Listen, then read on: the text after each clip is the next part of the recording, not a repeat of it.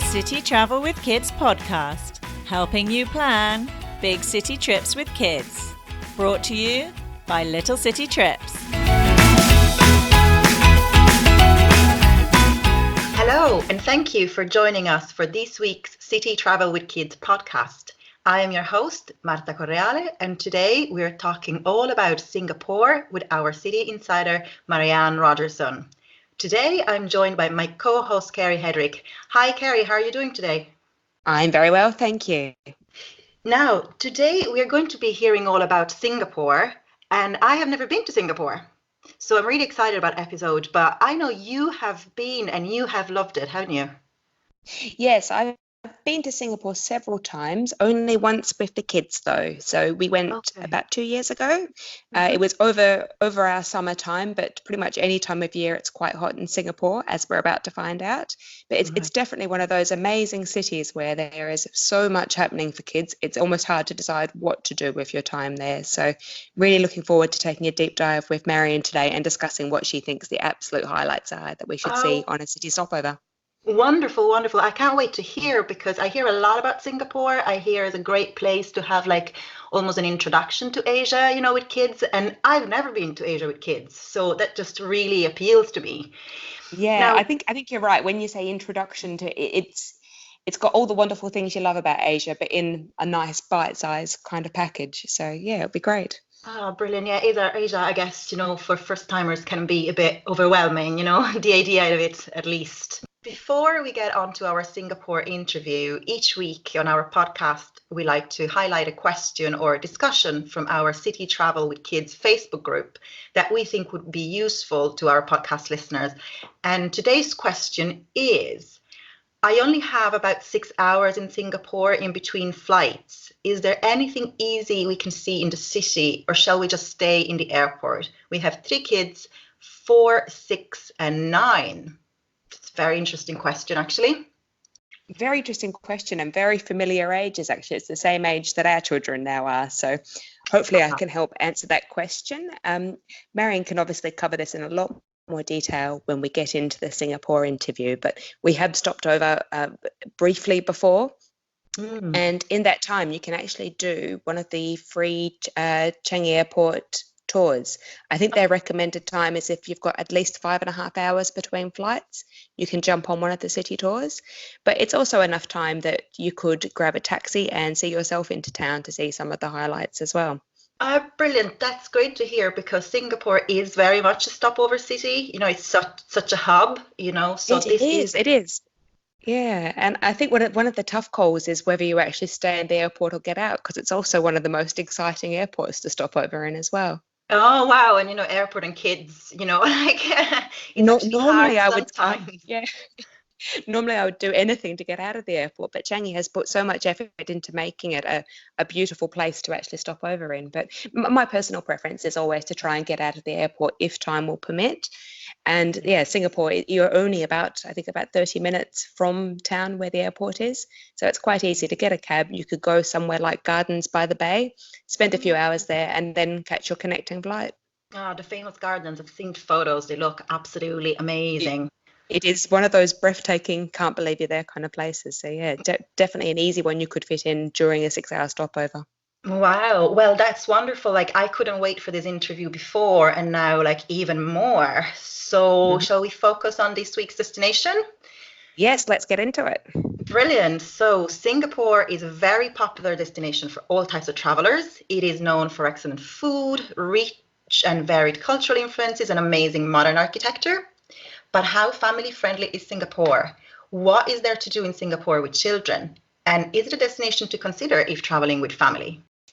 So earlier this week, I sat down with our Singapore expert, Marion, and found out everything there is to know about planning a trip to Singapore. Well, before we hear the interview, I just want to remind you that if you want to be kept up to date with all our latest episodes, then don't forget to subscribe to our podcast. And if you have any questions about Singapore after listening to today's episode, or you have any other family travel questions, you can come and chat to us in our Facebook group, City Travel with Kids. We would love to see you there. You can also find lots of information about Singapore on our family travel guide on the Little City Trips website. Finally, I want to let you know that you will be able to find a copy of our show notes from today's episode on our website at littlecitytrips.com/podcast. And we will link to any relevant and useful information mentioned in today's interview there. So without further ado, let's hear all about Singapore. Hello, I'm here today with Marianne Rogerson. For those of you who have not been introduced to Marianne before, she is our co-host here at City Travel with Kids podcast. She's also the co-editor of the Little City Trips website. She is the blogger behind Mum on the Move, and she's also published 2 books about Singapore, including her latest released, Singapore with Kids. She was resident in Singapore for 7 years and is now a regular visitor. She knows everything there is to know about Singapore, so welcome, Marianne. Thank you, Kerry, and thank you for giving me an excuse to talk about my favourite topic, Singapore with kids. So why don't you tell us a little bit more about your family and your time in Singapore? Sure. So we currently live in Sydney, Australia. I live here with my family, which includes my 2 kids who are aged 8 and 6. Both my kids were born in Singapore. As you said earlier, we lived there for 7 years. And although we don't live there anymore, we still return frequently as tourists. And I quite like that because I feel it gives me a good insight to all the local places as a resident. But then I've also had to experience it as a tourist. So I've got to try out lots of the hotels and the tourist attractions and things. That's definitely the best of both worlds, isn't it? So what makes it such a great city with kids then? Well, it's funny because Singapore is often called Asia for beginners because it's clean, it's well organised, it has good public transport, everybody speaks English. And all of that, although it gets criticism for being sterile and boring, it actually makes it a really easy city to travel with kids. It's also the most stroller-friendly city in Asia, so you can take your buggy anywhere with your kids in it, which makes it easy. And on top of all that, it just has a huge number of visitor attractions that are great for families. That's great. So is there anything that visitors with kids should know before the first time they head to Singapore? The main thing to consider is the climate.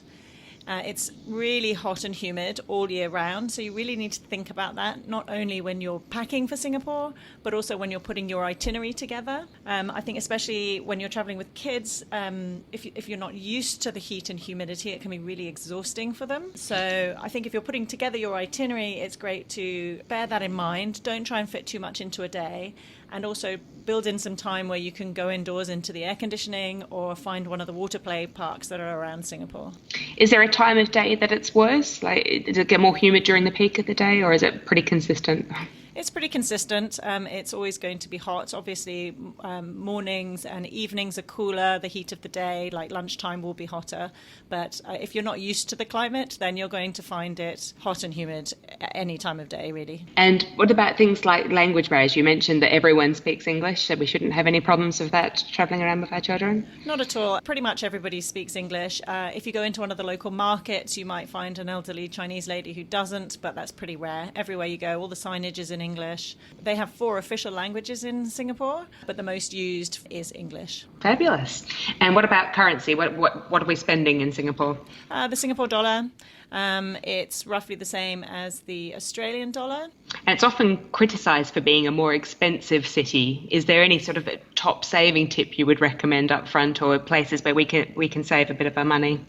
It's hugely expensive. If you want to save money, the main thing is don't drink too much alcohol, because that's the most heavily taxed thing there. But there's plenty of free things. There's lots of parks, there's the beaches. And if you want to save money for eating out, for example, they've got the hawker centres, which is like the Singapore equivalent of street food. So you can actually eat pretty cheaply. Fabulous. So how about we jump in and talk about the average traveller through Singapore maybe has 2 or 3 days as a stopover. Should we walk through what a 3-day itinerary in Singapore might look like for a family? Sure. So if you have 3 days, you can fit in quite a lot in Singapore. It's a pretty small city. It's easy to get around, so you can do quite a few things in a day. I would recommend, if you're there with a family, that you start off with going to the zoo. The Singapore Zoo is one of the best zoos in the world, probably the best zoo I've ever been to. It's set in a natural rainforest setting, so it all feels very organic and natural. There's big enclosures, there's no cages and bars and things, so it's a really nice atmosphere there. How do you get to the Singapore Zoo from the centre of town? Is it quite far? You said rainforest, and I guess I imagine tall high-rises when I think Singapore. Yeah, so the zoo is it's in the north part of the island, so it's about a 20-minute drive. The easiest thing is to get a taxi or a Grab, which is the equivalent of Uber in Singapore. It's pretty cheap to get a taxi. There are buses as well, but if you're traveling with kids, I would just stump up for the cash for a taxi. Sure. So the best way to start your visit to the zoo, they do a jungle breakfast where they put on a buffet and the orangutans swing in and come and have their breakfast next to you, which is really pretty cool. Oh, fabulous. You get to sit next to them while they're having their breakfast. You get to have your photos taken with them. And then they bring in other animals like snakes and things for the kids to play as well. Wonderful. I would spend, if you get there early, now I really advise getting there for opening time, especially if you're going during school holidays or at the weekend. So if you get there for 8:30, have the breakfast, you could spend 2 or 3 hours there. They have a fabulous water play area, which is great to end up in. Because it's in the rainforest, it is hot and sweaty there. So I would recommend taking your swimmers and let the kids cool off in the water park at the end of your visit. If you get there early, you can be out of there by lunchtime, which is what we usually do. We spend the morning there and then we head back into town for lunch. And it sounds like taking bathers with you is pretty essential anywhere you go in Singapore. Yeah, I would. There are lots of water play areas around, and even just like fountains, like on the rooftops of some shopping malls and things. So it's always great to have them. And because it's hot, the kids will really appreciate being able to have some downtime in the water. Okay, and then where are we heading after the zoo? I would head into Chinatown and go for a dim sum lunch. And then you could spend the afternoon wandering around Chinatown. It's a really nice part of town. It's colourful. There's lots of little shops. There's market stalls on the street selling souvenirs. There's temples, especially the Buddha Tooth Relic Temple and Museum, which is it's quite stunning to look at. You can go inside. It's free to enter. If you're there at the right time, you can see the monks chanting. There's a really good museum in there. There's also the Chinatown Heritage Centre if you're interested in learning a bit about the history of the area, or you can just wander around and look at the architecture and do some shopping. Fabulous. In the evening, I would either head to one of the hawker centres that I was talking about earlier, which is the street food. So they basically moved all the street food stores off the street and put them into these centres. So if you go into one of the hawker centres, you'll have anywhere from 20 to 100 stalls, all selling different types of local food. It's all very cheap. There's 2 really good ones that are easily accessible in the city centre. One is called Lau Pa Sat, which is in the middle of the central business district. And the other is called Makan Sutra Glutton's Bay, which is in Marina Bay and has a nice, it's al fresco and has a view over the Marina Bay. Now, Marina Bay, that's the beautiful big 3 towers with the rooftop, is that correct? That's right. That's the Marina Bay Sand, which is the hotel that sits on Marina Bay. But Marina Bay is like the area, which is the bay itself, and there's lots of different buildings and hotels around it. You could also head down to that area if you didn't fancy going to a hawker centre. And there's 2 areas, one Fullerton and Clifford Pier, which are on the other side of the bay from the Marina Bay Sands Hotel. And so you could have an alfresco meal with the view of Marina Bay Sands there. And am I right in thinking there's a nighttime light show on the Marina Bay Sands? There is, yeah. I think it's at 8 o'clock every evening. So if you're at one of those restaurants at Clifford Pier, then you get to view the light show while you're having your meal as well. And that would be day 1. So I'm tired already. All right, day 2. Day 2, I'm going to recommend you go to Universal Studios Singapore, which is the movie-themed theme park. It has roller coasters for the older kids, lots of little rides for the little kids. Everything's themed around like Madagascar, Shrek, Sesame Street. It's a lot of fun. My main advice, if you want to go there, is to get an express pass, because like any theme park in the world, you are going to end up queuing for the rides. And believe me, you don't want to be doing that in Singapore in the heat and humidity with kids. It's just miserable. Is that true in and out of school holidays, or are there worse times of year where the queues are unbearable? I've been there both during the week, not in school holidays, and during the weekend. And I don't think it matters. I think you still want to get that express pass. It just makes your visit so much more bearable. And like with all my recommendations for attractions in Singapore is to get there early. You'll find Singaporeans tend to arrive places late morning. So if you can get there early in the morning, you'll definitely have less queues. And is there a preferred place where you buy tickets for events in Singapore? Like, do you use an app on your phone or? I think the Klook app is really good. Is it an app or a website? I always use the website, but they generally have discounted tickets on there. We can put a link in the show notes to that because yeah, absolutely. Where we get discounted tickets for Singapore. yeah. And where are we heading to after Universal? Is that a full day activity, half a day? You could probably do half a day. Now, you could have lunch in Universal Studios, or Universal Studios is within the Resorts World Sentosa complex, and there's lots of restaurants and hotels in that complex too. So if you want to get a stamp on your hand, you can go out into the complex and find a whole range of different restaurants there to choose from. And then you can go back into Universal Studios if you want to. Otherwise, I would recommend afterwards just staying on Sentosa. For those who don't know, Sentosa Island is kind of known as Singapore's playground. It's filled with attractions. There's museums, there's beaches, there's loads of fun things to do with the kids there. So depending on how much energy you would have after Universal Studios, you could go and tackle some of those other attractions. Or you could just head down to the beach. So there's 3 beaches on Sentosa, and all of them have got beach bars, restaurants, clubs. A lot of the beach clubs have swimming pools. They all do food, drinks. So it's a really nice place to end your day. Do you have a particular favourite that's family friendly? They're all pretty family friendly, really. One favourite would be Tanjong Beach Club, which is right at the end. They have a swimming pool. It's family friendly except on a Sunday, because Sunday it's like total party zone. So you'd probably want to avoid that with your kids, and I don't think they allow kids in the pool on a Sunday either. On a Sunday, okay. And then there's just lots. You can just walk along and choose which one you like the look of. And are there any free things to do on Sentosa?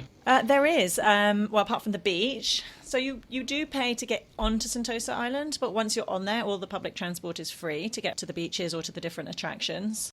There is actually a free war museum on Sentosa called Fort Siloso, where you can learn all about the Singapore war history. It's pretty interesting. You can visit it as a self-guided walk.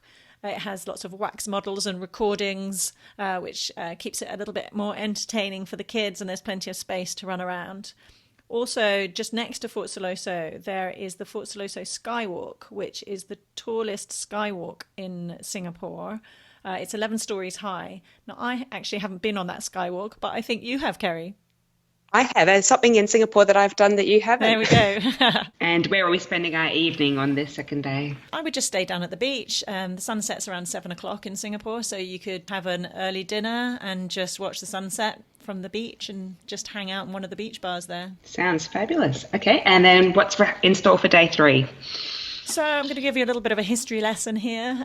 When Sir Stamford Raffles landed in Singapore and created his town plan, he kind of divided the city up into different ethnic enclaves. So we've already talked about Chinatown, which is one of them. There's also Little India, there's the Arab Quarter. So I would recommend on day 3 going and checking out Little India, just because it's so different from the rest of Singapore and it's quite interesting to see. So it's kind of how I would imagine India to be, because I've never been to India, except really clean and organised, which I know is not what India is like, but it's kind of that version of it.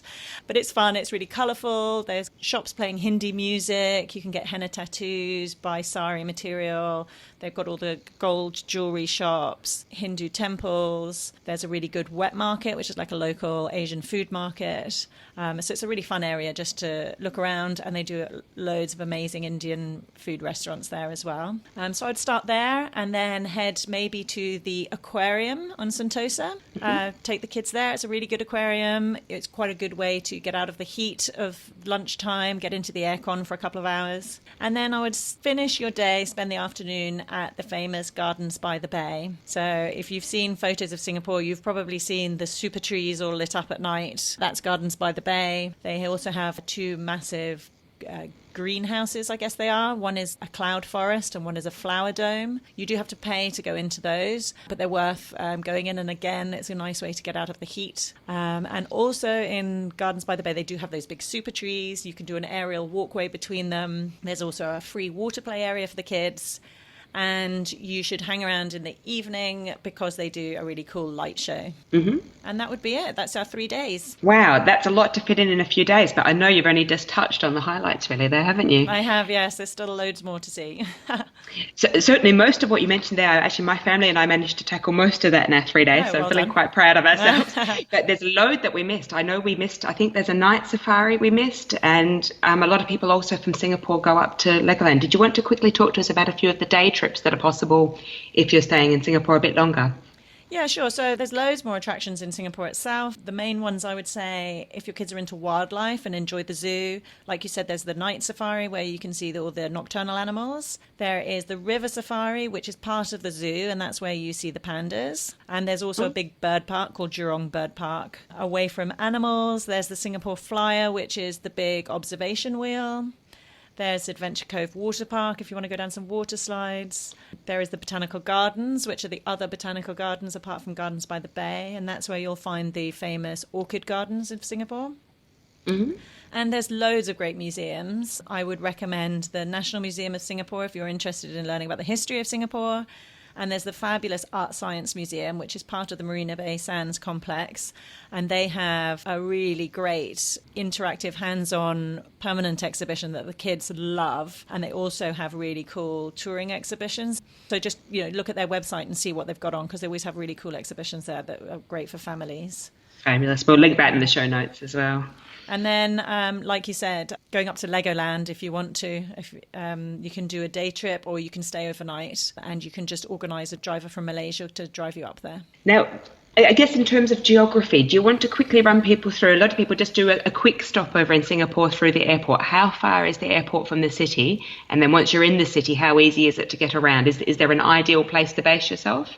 So the airport is about a 20-minute drive from downtown Singapore. And Singapore itself, it's a small island. Apart from rush hour when it's raining, it's really quick to get around. You can probably get from one end of the island to the other in 20 to 30 minutes, depending on traffic. So nowhere's very far. For families where to base yourself, I would choose either Sentosa Island or Marina Bay area. Sentosa Island, obviously, because that's where a lot of the attractions are. It's where the beaches are. There's loads of really good family hotels there. There's the Shangri-La Rasa Sentosa, which is right down on the beach. They've got a good kids club. They've got water play area, water slides, an amazing pool. There's also a Sofitel near the beach, which is beautiful. They also have a kids club and a nice swimming pool. And they have an amazing spa, mums and dads, if you want to drop your kids at the kids club. And then within Resorts World Sentosa itself, there's a Hard Rock Hotel. There's the Festive Hotel that's really set up for families as well. If you don't want to stay on Sentosa, you prefer to be in the city,